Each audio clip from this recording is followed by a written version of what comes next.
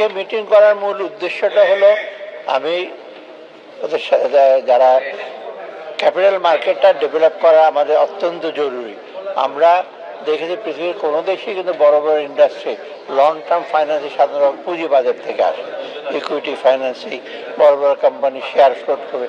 Bank finance আমরা আর issue করতে চাই, কারণ ব্যাংকের ফাইন্যান্স হলে কি, ব্যাংক হলো জনগণের টাকা, জমানত করার টাকা, সেটা চলে যায়। তবে এইগুলো নিয়ে আমাদের কথা বলেছি, সিকিউরিটি এক্সচেঞ্জ কমিশন, আর দুইটা আমাদের এক্সচেঞ্জ হাউসের ঢাকা স্টক এক্সচেঞ্জ সিএসি আছে, ব্রোকার্স অ্যাসোসিয়েশন আছে, সবাইকে নিয়ে তাদের কী সুবিধা অসুবিধাগুলো শুনেছি এবং ইতিমধ্যে কিছু মেজার নাও হয়েছে টু ব্রিং দ্য কনফিডেন্স।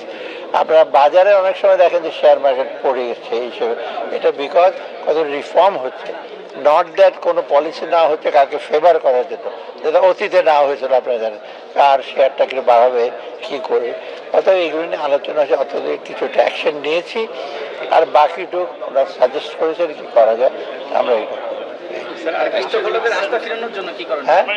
আস্থা ফেরানোর জন্য আমরা তো আস্থা ফেরানোর জন্য যথেষ্ট সহায়তা করছি। সিকিউরিটি এক্সচেঞ্জ কমিশনের সাপোর্ট দিচ্ছি এবং বাংলাদেশ ব্যাংক ওনার সাথে কথা বলছে, অন্যরকম সাপোর্ট দিচ্ছি। আইসিবির জন্য ৩,০০০ কোটি টাকা দিলাম, এগুলো তো আস্থা ফেরানোর জন্য মিউচুয়াল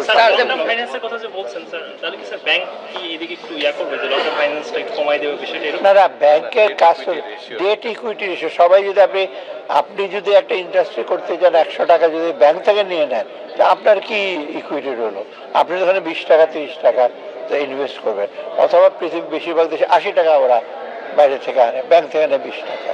অর্থাৎ আমাদের হলো ব্যাংক ফাইন্যান্স হলে, ব্যাংকের ফাইন্যান্স হলে প্রবলেম হলো ব্যাংকের আপনি লং টার্ম মিডিয়াম প্রজেক্টে যাবেন, কিন্তু আপনার ডিপোজিটটা আপনি রাখেন ১ বছর ২ বছর ৫ বছর, অর্থাৎ মিসম্যাচ আছে না। আমরা যেটা বলি যে সে ম্যাচুরিটি নিয়ে আপনার টাকা আপনি নিয়ে চলে আসবেন ২ বছর পর, ওখানে তো ব্যাংক দিয়েছে ৫-১০ বছরের জন্য, তখনই তো ব্যাংকের সাথে গ্যাপ হয়। যদিও তো বিভিন্ন বাকেটে রেখে ওরা ম্যানেজ করে, সেটা সবসময় ম্যানেজমেন্ট। কর্মকর্তাদের রেখেই সমস্যা সম্ভব কিনা আগে কোনটা? এসিসি এবং ডিএসসির কিছু কর্মকর্তা যাদের নামে অভিযোগ আছে যে তারা এই অনিয়ম, ২-১ জন কর্মকর্তার জন্য আমাদের পলিসি বা আমাদের অ্যাকশন এফেক্ট করবে না। তারা যদি বাধা দেয় বা ইসে করে, সেটা আমরা ডেফিনেটলি যথাযথ ব্যবস্থা। রাষ্ট্রীয় কোম্পানি নিয়ে আসা ক্ষেত্রে স্যার ভালো, ওটা আমরা বলেছি, আমরা চেষ্টা করছি। দীর্ঘদিন ধরে শুধু রাষ্ট্রীয় কোম্পানি না, ভালো ভালো যে প্রাইভেট কোম্পানি আছে, কর্পোরেশন কোনো আসে না, তারা ওই ফ্যামিলি বেস ইসে করতে চায়, আমরা তারা এনকারেজ করি তারাও যেন আসে, যাতে আপনার বেসটা বাড়ে। কারণ ভালো শেয়ার আসলে কিন্তু লোকজন একটু কনফিডেন্স পাবে।